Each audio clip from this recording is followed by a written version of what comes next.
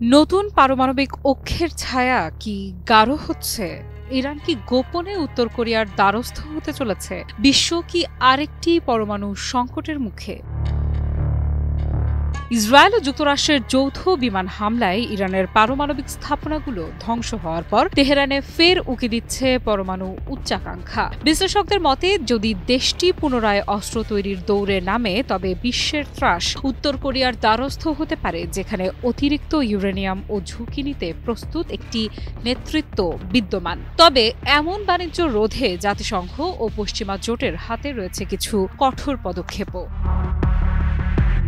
2025 সালের জুনে ইসরায়েল ও যুক্তরাষ্ট্রের বিমান হামলায় ইরানের পরমাণু স্থাপনাগুলো ব্যাপকভাবে ক্ষতিগ্রস্ত হয়। কিন্তু এতে তেহরানের পরমাণু উচ্চাকাঙ্ক্ষা নিভে যায়নি, বরং নিরাপত্তা মহলে ক্রমেই জোরালো হচ্ছে পারমাণবিক প্রতিরোধ ক্ষমতার দাবি। বর্তমানে ইরান এখনও আয়াতুল্লাহ আলী খামেনির পরমাণু বিরোধী ফতোয়ার প্রতি আনুগত্য দেখালেও পরিস্থিতি বদলালে কি সেই নিষেধাজ্ঞা বদলে যাবে?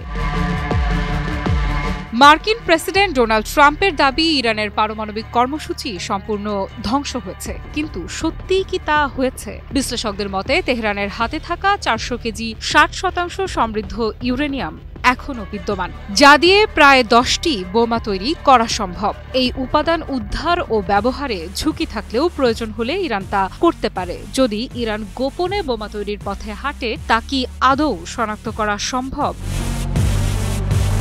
আন্তর্জাতিক নিয়ম ভঙ্গের কারণে বহু বছর ধরে ইরান ও উত্তর কোরিয়া একে অপরের প্রাকৃতিক অংশীদার। উভয় দেশই জাতিসংঘের নিষেধাজ্ঞার আওতায় এবং অতীতে ক্ষেপণাস্ত্র প্রযুক্তিতে বহুবার সহযোগিতা করেছে। 2007 সালের পর উত্তর কোরিয়া আনুষ্ঠানিকভাবে পারমাণবিক প্রযুক্তি বিক্রি বন্ধ করলেও তাদের ক্ষেপণাস্ত্র রপ্তানি অব্যাহত রয়েছে। সাম্প্রতিক বছরগুলোতে পিয়ংইয়ং রাশিয়াকেও ক্ষেপণাস্ত্র সরবরাহ করেছে। যে দেশ রাশিয়াকে ক্ষেপণাস্ত্র বিক্রি করছে, তারা কি পশ্চিমা ভ্রুকুটিতে ইরানের কাছে পারমাণবিক উপাদান বিক্রি করতে দ্বিধা করবে?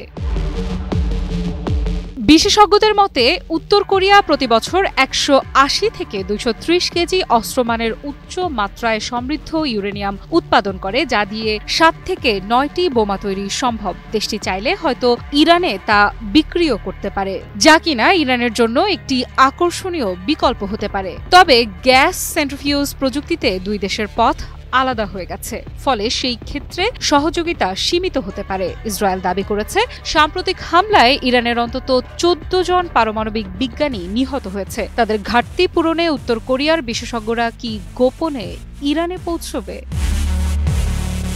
চীনা বিশেষজ্ঞরা অবশ্য এই সম্ভাবনাকে নাকচ করে বলেছেন, এমন পদক্ষেপ উত্তর কোরিয়ার জন্য অত্যন্ত ঝুঁকিপূর্ণ এবং এটি আন্তর্জাতিক রেডলাইন অতিক্রম করবে। তবু কিম জং উনের সাম্প্রতিক আক্রমণাত্মক সিদ্ধান্ত, যেমন রাশিয়ায় সেনা পাঠানো, দেখাচ্ছে তিনি ঝুঁকি নিতে প্রস্তুত। যদি যুক্তরাষ্ট্র বা দক্ষিণ কোরিয়া জানতে পারে যে উত্তর কোরিয়া ইরানকে পারমাণবিক উপকরণ বিক্রি করতে যাচ্ছে, তবে আন্তর্জাতিক সম্প্রদায়ের হাতে রয়েছে কয়েকটি শক্তিশালী হাতিয়ার, যেমন জাতিসংঘ নিরাপত্তা পরিষদের নিষেধাজ্ঞা, 2019 সালের রেজুলেশন 1874 উত্তর কোরিয়ার স্থল, সমুদ্র ও আকাশপথে পারমাণবিক চালান তল্লাশির অনুমতি দেয়। 2010 সালের রেজুলেশন 1929 ইরানের ওপর প্রযুক্তি আমদানিতে নিষেধাজ্ঞা আরোপ করে। 2025 সালের সেপ্টেম্বর থেকে স্ন্যাপব্যাক প্রক্রিয়ায় এই নিষেধাজ্ঞাগুলো পুনর্বহাল হয়েছে।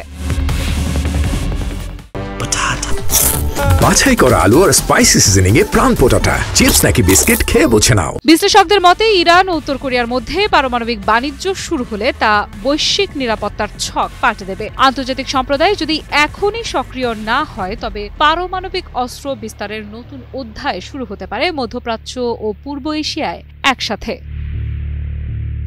আফরিদা ইফরাত, নিউজ 24।